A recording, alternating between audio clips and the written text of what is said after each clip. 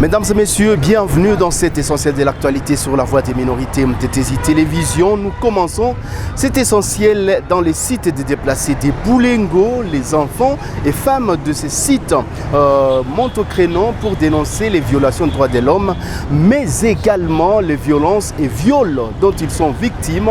Les enfants dans ce coin de la province du Nord Kivu ont déjà abandonné les cours. Ils sont obligés de se livrer à des commerces pour subvenir à leurs besoins. Notre reporter David Ushindi était dans les sites des Boulengo et vous propose cet élément. La vie continue à perdre son sens pour les déplacés dans les différents sites érigés par-ci par-là au Nord Kivu, fuyant les multiples atrocités imposées par les M23 et les forces loyalistes. La protection des enfants qui sont vulnérables dans ce site n'est plus d'observance. Ils sont exposés à beaucoup de dangers capables de compromettre leur avenir. Ils ont abandonné les études, fréquentent des milieux extrêmement dangereux dans la recherche de la nourriture pour leur survie. Tour à tour, devant les caméras d'MTTZ TV, ces enfants demandent au gouvernement congolais de pacifier les milliers d'origines afin qu'ils y retournent et reprendre leur vie quotidienne.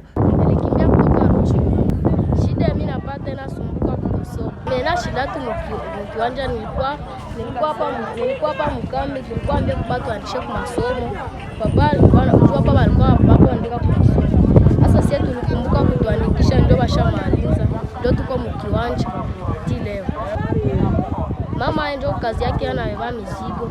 Papa ni mgonjwa, papa iko paralize. Vita itoke Mkongo nipate kisi ya kwenda kwa masomo. Jua njala, tunaenda mpori, tunavunja, kama tukimbiza tunarudia tunatafutisha hiyo machupa. Tunakaa tunapika. Kama mama nayo yana mizigo, kituku. Kama tunampata ile milifa katu zao mjumba, anakuta tushafanya kazi za nyumba. Tunafika tunatafutisha michupa, tunapiga vile vichupa ndio tunavika. Wale wakule vile tatoto tunakimbia, tunakuta makuta tunakimbia. Wengine wanawabana, wanawaviolea, wapeku waviolea, sisi tunakimbia, watoto kimbia wanakimbia. Vile hiyo kwanza, hapo tunakimbia jua njala sana. Les femmes présentes dans le site de Boulengo dénoncent le fait qu'elles sont violentées à Mans pendant qu'elles se déplacent vers les champs environnant les sites, tout en fustigeant la non-garantie de la sécurité à l'égard des femmes qui ont été forcées de se retirer dans leurs agglomérations suite à la guerre.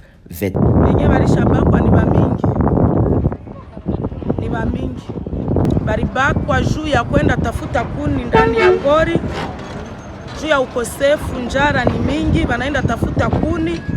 Hata bapate ile bunga hakuna kuni za kupigisha bure bugari. Wanaenda tafuta kuni na pori ya huku ni mbali, wanakutana bajambazi ndani ya pori.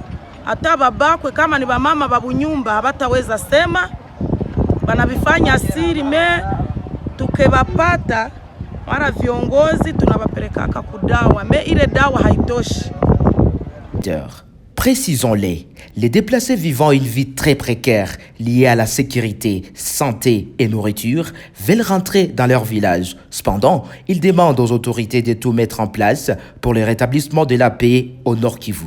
Et puis direction Butembo où les populations secouées par l'insécurité sont appelées à faire pression sur les autorités de l'état de siège pour réclamer la paix et la sécurité. Cet appel est de la coordination urbaine de la société civile de ce coin de la province du Nord Kivu qui pense que c'est la seule pression qui doit amener ces autorités à réagir pour la paix.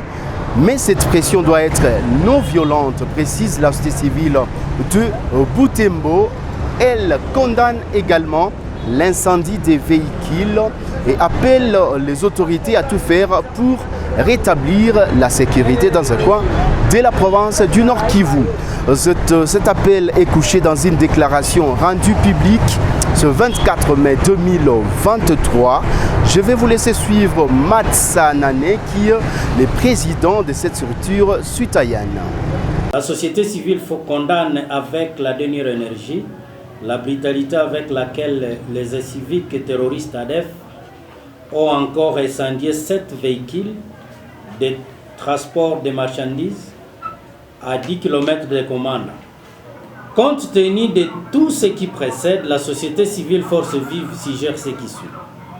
Au gouvernement congolais d'écouter les cris de détresse de la population qui exige la paix et la sécurité de ses biens et d'intervenir sans délai. Lever l'état de siège aussi improductif et de procéder à la réorganisation urgente des forces armées de la République à l'Est. Délocaliser les camps des Maï Pelcé et autres milices pour la restauration de la paix dans ces milieux. À tous les combattants, de se liguer pour l'intérêt général et de combattre l'ennemi commun du peuple congolais ADF et M23 et d'éviter de faire souffrir vos propres frères. À la population de maintenir sa pression pour réclamer la paix tout en gardant le caractère civique et non violent sous peine de troubler l'ordre public et d'être poursuivi en justice pour des infractions commises pendant cette période de manifestation populaire. Demeurer vigilante et de soutenir la coordination et la collaboration civilo-militaire pour mettre hors d'état de nuire l'ennemi. Parlons santé dans cet essentiel de l'actualité. Direction Bukavu où l'épidémie de choléra s'est déclarée depuis quelques jours et fait déjà plus d'une dizaine de personnes mortes et plus de 200 qui sont déjà hospitalisés. L'alerte est de la coordination provinciale de la santé qui appelle la population à l'observance stricte de mesures d'hygiène pour lutter contre cette épidémie de choléra. Justin Baguéa est chef de bureau de la coordination de la santé au niveau du Sud Kivu. Il est dans cet extrait choisi par Justin Mwamba. À la 17e semaine, nous avons notifié 17 cas. Et à la 18e semaine, on a notifié 31 cas. À la 19e semaine, nous avons notifié 74 cas. Il y a un dédoublement des cas. Et comme le seuil épidémique de la ville est à 34 cas, à partir de la 19e semaine, la ville de Bukavu a dépassé son seuil épidémique. Et donc, nous pouvons dire que nous sommes dans une zone en épidémie aujourd'hui dans la ville. Nous venons de tenir la 20e semaine avec 138 cas. C'est quand même beaucoup. Malheureusement, on a enregistré aussi des décès. À la 19e semaine, nous avons enregistré 3 décès. Et à la 20e semaine, nous avons également enregistré 4 décès. Il faut dire que pour la 20e semaine, depuis le début de l'épidémie, tous ces cas sont éparpillés, sont dispersés dans les 3 zones de santé urbaines. Et donc pour cette semaine, la zone de santé de Kadutu garde la première position avec 71 cas, et suivi par la zone de santé de Bagira avec 40 cas, et enfin la zone de santé d'Ibanda avec 21 cas. Vous comprenez tout de suite que les cas sont dispersés sur toute l'étendue de la ville. Et quand on entre un tout petit peu en profondeur par rapport aux heures de santé, c'est toutes les heures de santé également qui... Et puis parlons de cette reprise timide des activités à Béni, 5 jours après les villes mortes décrétées par la société civile dans ce coin de la province du Nord Kivu, des villes mortes qui ont eu des conséquences sur les plans économiques au niveau de Béni. Déjà au courant de cette semaine, les activités ont repris, mais timidement. Les marches, mais également les villes mortes décrétées par la société civile de ce coin de la province du Nord Kivu ont été suivies totalement par la population pour décrier la criminalité urbaine, mais également demander la levée ou la suspension de certaines autorités de l'état de siège au niveau des Béni, jugées d'inefficaces. Vous allez suivre les détails dans cet élément nous proposé par Delphin Mupanda.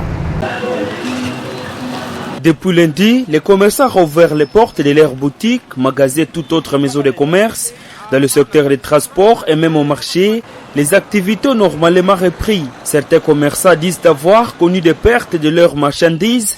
Fabien Mouhiwa, commerçant au centre de Matongué, est les deux. Nous avons rouvert les portes comme c'était prévu. Il y a eu des pertes, par exemple, pour un vendeur des œufs qui voit ses produits variés parce que sa porte était fermée. Ceux qui vendent, par exemple, des légumes ou des tomates, leurs produits ont pourri. Voilà les conséquences que nous avons enregistrées durant les 5 jours. L'autre, c'est Patrick Mundeke, vendeur de téléphones qui demande aux autorités d'éradiquer l'insécurité urbaine qui a pris de l'ampleur et à la société civile de revoir les actions pouvant interpeller les autorités et non seulement la suspension des activités et manque à gagner pour les commerçants.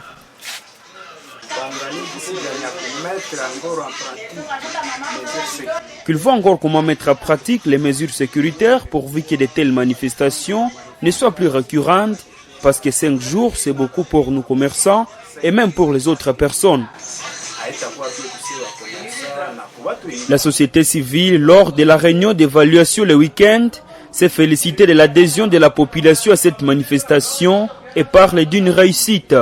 Elle projette d'autres actions si les autorités ne s'impliquent pas dans le rétablissement de la sécurité, a indiqué Maître Pepe Kavota, président des Forces vives de Béni. La voix de la société a été écoutée. Les participants dans la réunion d'évaluation ont encore une fois réitéré d'autres actions qui vont suivre les 5 journées sans activité. Du lundi au vendredi de la semaine dernière, les activités sont restées paralysées sur appel de la société civile de Béni. Cette action était accompagnée de la restriction des mouvements sur les artères principales de la ville, acte attribué à des groupes de pression et des mouvements citoyens. La police a su maintenir l'ordre, mais certains manifestants étaient blessés ou interpellés, confirme la société civile. Ces actions étaient menées pour interpeller les autorités sur la situation sécuritaire qui se dégrade en ville, caractérisée par des cambriolages par des bandits armés, blessant certains civils. La police et le maire de la ville justifient ces actes par la libération de certains bandits de la prison, bénéficiaires de la grâce présidentielle. Et changeons de chapitre, parlons politique. Dans cet essentiel de l'actualité, la RDC recule-t-elle sur le plan démocratique? Cette question se pose dans l'opinion après la répression de la marche des opposants au niveau de Kinshasa, mais également l'interdiction à Moïse Katumbi de se rendre dans le Congo central. Ici à Goma, les adeptes de Moïse Katumbi pensent qu'il est inacceptable que le pays régresse sur le plan de la démocratie et pensent que le régime de Tshisekedi va plus loin. Vous allez suivre leur inquiétude dans cet élément nous proposé par Modeste Juanica. En colère, furieux, soucieux, voici les grandes qualifications des visages de la classe politique de l'opposition actuellement en RDC, un pays qui avance vers les élections. Un processus électoral en RDC qualifié non existant, en panne et absent. Les opposants du pays qualifient le comportement de la classe politique majorité une peur absolue dans leur camp. Mais ces derniers ne vont pas lâcher la lutte pour sauver le pays de ce grand chaos installé par les régimes au pouvoir. Monsieur Lifo Fazili Kimonga, rapporteur national adjoint de la jeunesse de Ensemble pour la République, parti cher à Moïse Katumbi, dénonce la violation de la Constitution par M. Félix Tshisekedi en refusant la libre circulation à leur leader, Moïse Katumbi. Le processus démocratique dans notre pays est en panne. Il n'y a pas la démocratie. Nous sommes, dira, une année électorale et qu'un prétendant candidat à la présidentielle veut aller compatir avec ses compatriotes de l'Ouest, aller au Congo central, aller parler avec sa population, lui demander qu'est-ce qui ne va pas. Mais on lui bloque la sortie. Hier, lors de la marche, vous avez suivi la marche de l'opposition, il était dit que l'itinéraire n'a pas été respecté. Donc vous voulez nous dire encore pour quitter Kinshasa et aller au Bas-Congo, l'itinéraire aussi n'a pas été respecté. Allez-y comprendre que le régime en place, M. Félix et les siens, ont peur de Moïse Katumbi. Ça prouve qu'ils ont peur de Moïse Katumbi. Et nous n'allons pas lâcher. Ils ont bloqué Moïse Katumbi en violation de la Constitution. Je les renvoie à lire la Constitution, qu'ils lisent l'article 30 de notre Constitution. Qu'est-ce qui pile cet article? Chaque Congolais, tout Congolais est libre de se déplacer, de se choisir, n'est-ce pas, une résidence de son choix, quitter une province X vers une autre, tout en respectant les lois du pays. Et je ne vois pas quelle est la loi du pays qui empêche un Congolais de quitter la capitale Kinshasa et se diriger vers le Bas-Congo. Nous avons vu comment est-ce que le gouverneur de la province a mis en place des policiers qui ont bloqué la route à Moïse Katumbi. Et ça nous fait croire que notre pays recule encore en termes de démocratie. Une violation qui, selon lui, fait reculer tout un pays comme la RDC dans les années antérieures, quand la démocratie n'avait pas une place dans une république comme la RDC.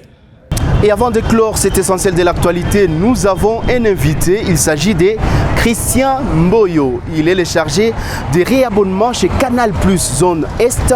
Il est venu nous parler des offres que Canal+ donne à ses abonnés et ses nouveaux abonnés, mais également sur la super Tombola qui va commencer le 25 mai 2023 ici à Goma. Tombola que Canal+ donne à tous ses abonnés et super abonnés.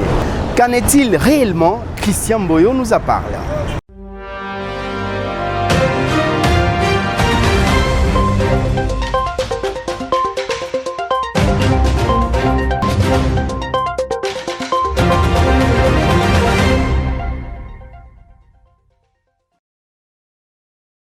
Bonsoir, chers téléspectateurs. Moi, c'est Christian Mboyo, chargé des réabonnements Canal+. Et j'ai une très bonne nouvelle à vous annoncer, c'est que déjà, à partir de demain, 25 mai, et jusqu'au 30 juin, évidemment, nous lançons notre festival des cadeaux et notre tombola Canal+. Alors, comment ça marche?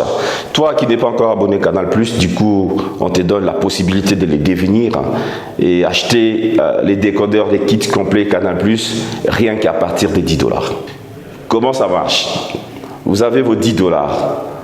On vous donne les kits complets, plus un abonnement, vous achetez à partir de $10. Et toi qui es déjà abonné Canal+, qui me suit là, réabonnez-vous avec votre formule que vous avez là, c'est-à-dire votre formule habituelle, dès demain déjà jusqu'au 30 juin. Et du coup, profitez de 15 jours à tout Canal+. Alors, comme je l'avais annoncé à l'introduction, c'est que de demain jusqu'au 30 juin, évidemment, nous lançons également notre tombola, notre festival des cadeaux tombola. Pour participer à cette tombola, évidemment, vous devez être abonné Canal+. Toi qui me suis, tu n'es pas encore abonné Canal+, voilà, pour gagner, pour participer à la tombola, vous devez être abonné Canal+, et Canal+ te donne également la possibilité d'acheter les kits complets à $10 pour participer également à la tombola et que vous soyez éligible. Comment participer à cette tombola? Évidemment, c'est simple. Réabonnez-vous tout simplement. Réabonnez-vous avec votre formule que vous avez là et du coup, vous êtes éligible à la tombola. Qu'est-ce qu'on gagne? Il y a plusieurs prix à gagner. Chaque semaine, nous avons des gagnants. Chaque semaine, les gens gagnent des motos à gagner chaque semaine jusqu'au 30 juin. Nous avons des télévisions à gagner, des congélateurs, des réfrigérateurs et évidemment il y a un grand prix sur le frais scolaire. On donne $1000 de frais scolaires. Donc chaque semaine les gens vont gagner ça. Pour y participer, c'est simple. Renouvelle seulement ton abonnement et du coup tu es éligible. Chers abonnés Canal+, et la fête continue, et réabonnez-vous et profitez de 15 jours à tout Canal+, également participez à la tombola pour gagner de nombreux cadeaux. Bonsoir. Et ça sera tout pour cet essentiel de l'actualité. Merci à vous de nous faire confiance sur la voix des minorités de Tézi Télévision.